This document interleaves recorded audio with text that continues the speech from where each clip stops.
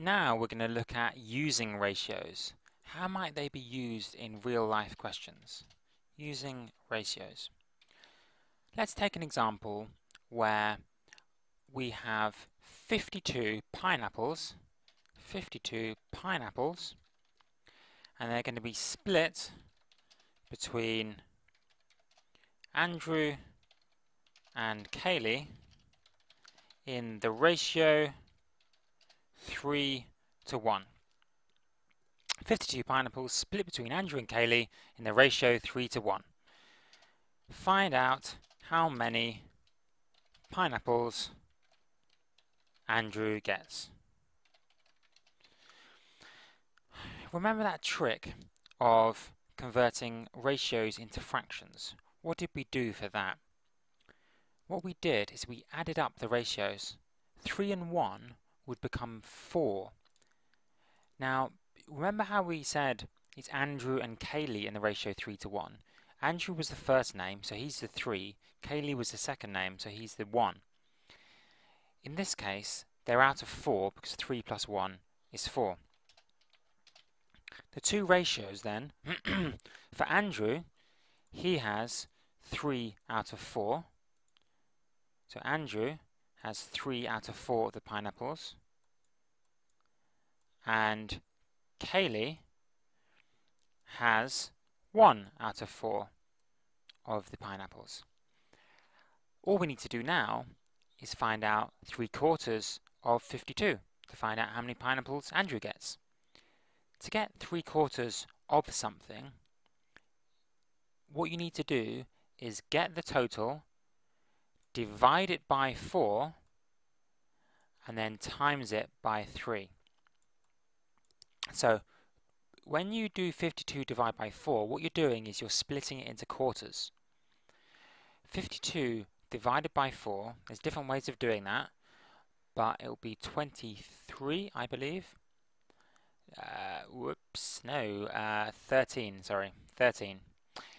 52 divided by 4 is 13. Now, that tells you that 1/4 of 52 is 13. If 1/4 is 13, what's 3/4? Well, you times it by 3. 13 times by 3 is 39. So Andrew gets 39 pineapples.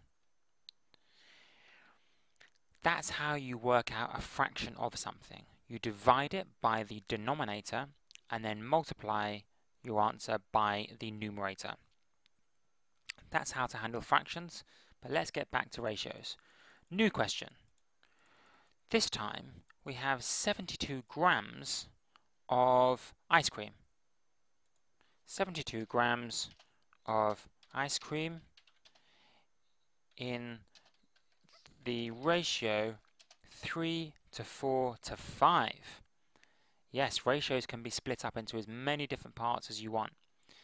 Between strawberry, what else? Caramel, and chocolate chip. So 72 grams of ice cream in the ratio is in the ratio 3 to 4 to 5 between strawberry, caramel and choc chip. And then the question would be, find out how much choc chip ice cream there is. Right, here we go. Same trick as before. We convert it into a fraction by adding up the ratios. 3 plus 4 plus 5 is indeed 12.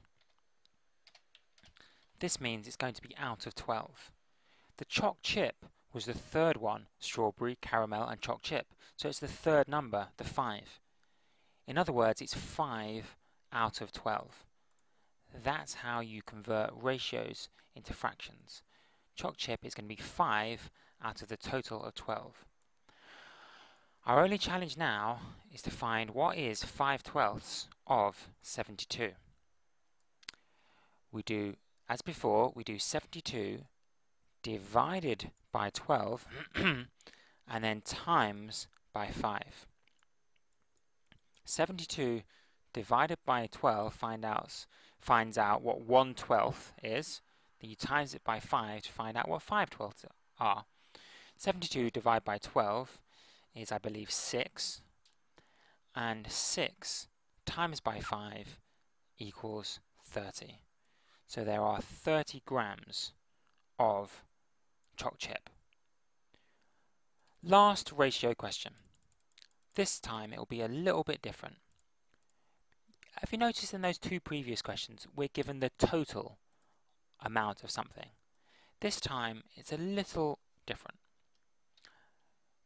John and Jill split their money in the ratio 2 to 5. If Jill has £30, how much does John have? John and Jill split money in the ratio 2 to 5. If Jill has £30, how much would John have? Okay. What we do this time is something slightly different. We've been told the amount Jill has, not the total amount. Before, we could have done the same method as always if we'd been given the total that John and Jill have, but this time we've been given what Jill has. We still need to work out the fraction though. Jill is the second name, so she's the second number, 5. Adding up 2 and 5, you have 2 plus 5 equals 7. That means that Jill must be 5/7 of the total amount, if we knew what the total amount is. How much would John be? John would be 2/7. That is John. We need to get from 5/7, which is what Jill has, to 2/7, which is what John has. Where £30 equals 5/7, what is 1/7? What is 1/7? That will help us to get to John's 2/7. 1/7 is 30 divided by 5. Because if £30 is 5/7, 1/7 is that divided by 5. 30 divided by 5 is 6. To recap, if £30 of Jill represents 5/7, which we knew from ratios, 1/7, we divide both sides by 5 and it's £6. So £6 must be 1/7. But why were we bothering to find out what 1/7 was? In order so we could find out what John's 2/7 are. If 1/7 is £6, 2/7 must be £6 times by 2, which is £12. So John would have £12. One shortcut of that is to get from one side of the ratio to the other side. So you know we started off with Jill on this side, and we wanted to get to this side, which was John's side. We could just divide the amount by 5 and then times the amount by 2. That's your way of like digging a hole to get between that ratio and that ratio. Divide by 5 to get to 1, and then you're underneath. Then to get up to the other side, you times by 2, and you're at John's side. That's what we did. 30 divided by 5 is 6. 6 times by 2 is 12. Slightly different, as you've seen from the previous questions when we had the total, but both of these methods are very useful for using ratios.